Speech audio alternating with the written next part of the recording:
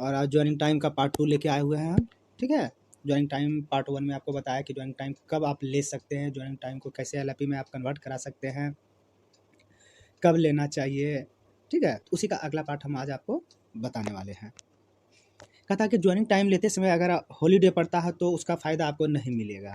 ठीक है, अगर ज्वाइनिंग टाइम लेते समय हॉलीडे पहले पड़ता हो तो उसका फ़ायदा आपको नहीं मिलेगा, लेकिन अगर बाद में पड़ता हो तो उसका फ़ायदा आपको मिलेगा। या समझे? नहीं समझे? मान लीजिए कि आप 10 तारीख से ज्वाइनिंग टाइम ले रहे हैं। ठीक है, तो 10 तारीख से ज्वाइनिंग टाइम ले रहे हैं, 8 और 9 जो है आपका हॉलीडे पड़ रहा है, तो ये आपके हॉलीडे में गिनती नहीं होगा, ये आपका ज्वाइनिंग टाइम में गिनती होगा। ठीक है, और यही बात अगर मान लीजिए 10 से 11, 10 से आपका मतलब 19 तक छुट्टी है, मतलब ज्वाइनिंग टाइम है। 20 और 21 अगर आपका हॉलीडे है तो आप ड्यूटी कब ज्वाइनिंग करेंगे? 22 को, यानी कि 20 और 21 आप हॉलीडे के रूप में मना के आप आएंगे। बस यही कह रहा है कि अगर ज्वाइनिंग टाइम, क्या कह रहा है, अगर ज्वाइनिंग टाइम जिस दिन से आप ले रहे हैं उसके पहले अगर पड़ता है तो उसका आपको कोई फ़ायदा नहीं पड़ता है, लेकिन अगर ज्वाइनिंग टाइम जिस दिन ख़त्म हो रहा है उसके अगले दिन अगर हॉलीडे है तो आप हॉलीडे मना के फिर आके आप रिपोर्ट करेंगे। ठीक है, तो समझ गए? ज्वाइनिंग टाइम लेते समय अगर हॉलीडे पहले पड़ता हो तो उसका फ़ायदा आपको नहीं मिलेगा, लेकिन अगर बाद में पड़ता हो तो उसका फ़ायदा आपको मिलेगा। चलते हैं आगे। आगे कहता है कि ज्वाइनिंग टाइम के साथ साथ एलएपी तथा हॉलीडे को कंबाइन कर सकते हैं। ज्वाइनिंग टाइम के साथ आप एलएपी तथा हॉलीडे को कंबाइन कर सकते हैं, लेकिन सीएल को कंबाइन नहीं कर सकते हैं। ठीक है, डिविजनल हेडक्वार्टर को आवेदन कर ज्वाइनिंग टाइम के साथ अधिकतम 30 दिन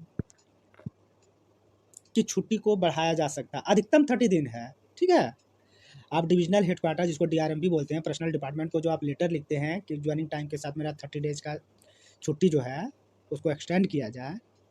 ठीक है, तो 30 दिन ही कर सकते हैं। 30 दिन से अगर ज़्यादा आपको एक्सटेंड कराना है छुट्टी तो फिर आपको रेलवे मिनिस्ट्री को जो है ना लेटर लिखना पड़ेगा। समझ गया? तो वही कह रहा, डिविजनल हेडक्वार्टर को आवेदन कर ज्वाइनिंग टाइम के साथ अधिकतम 30 दिन की छुट्टी को बढ़ाया जा सकता है। और अगर 30 दिन से अगर ज़्यादा हो गया तो किसको देना पड़ेगा? रेलवे मिनिस्टर को जानेगा। ठीक है, ज्वाइनिंग टाइम के साथ 30 दिन से अधिक की छुट्टी बढ़ाने के लिए रेलवे मंत्रालय को आवेदन देना होता है। तो यहाँ क्या क्या देखें, ज्वाइनिंग टाइम के साथ आप हॉलीडे तथा एलएपी एक साथ ले सकते हैं। ज्वाइनिंग टाइम के साथ आप सीएल नहीं ले सकते हैं।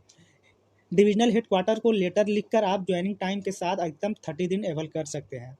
अगर ज्वाइनिंग टाइम के साथ 30 दिन से अधिक छुट्टी अगर एवल आपको करना हो तो किसको लिखेंगे? रेलवे मंत्रालय को लेटर लिखना पड़ेगा, आवेदन करना पड़ेगा। ज्वाइनिंग टाइम कोई छुट्टी नहीं माना गया है। ज्वाइनिंग टाइम के समय उसे ऑन ड्यूटी माना जाता है। ठीक है, याद रखिएगा, बहुत ही इंपॉर्टेंट है ये।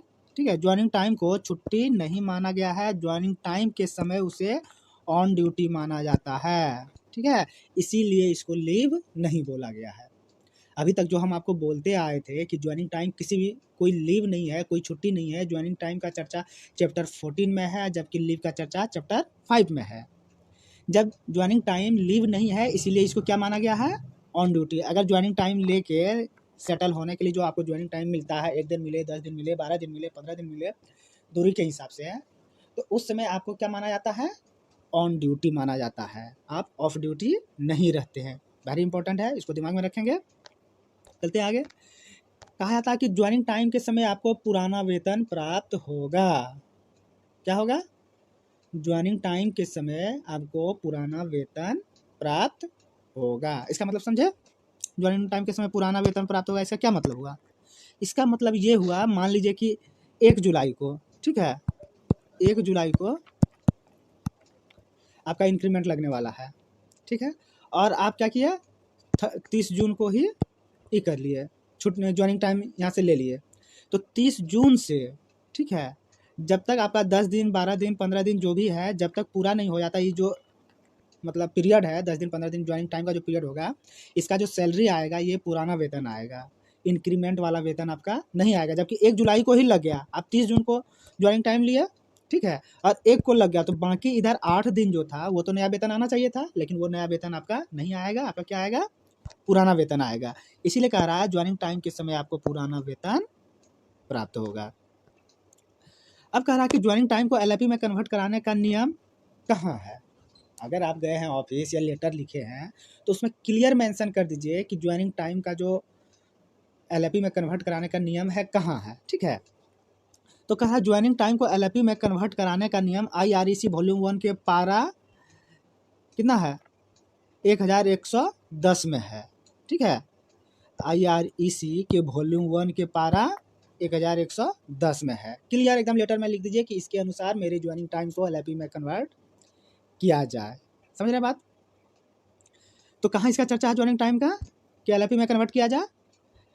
IREC वॉल्यूम 1 के पारा 1110 का जो पारा है उसमें क्लियर लिखा हुआ है कि अगर आप एबल नहीं करते हैं या पूरी एबल नहीं कर पाते हैं तो शेष जो आपका ज्वाइनिंग टाइम बचता है उसको आप DRMP को लेटर लिख के आप उसको एलएपी में कन्वर्ट करा सकते हैं।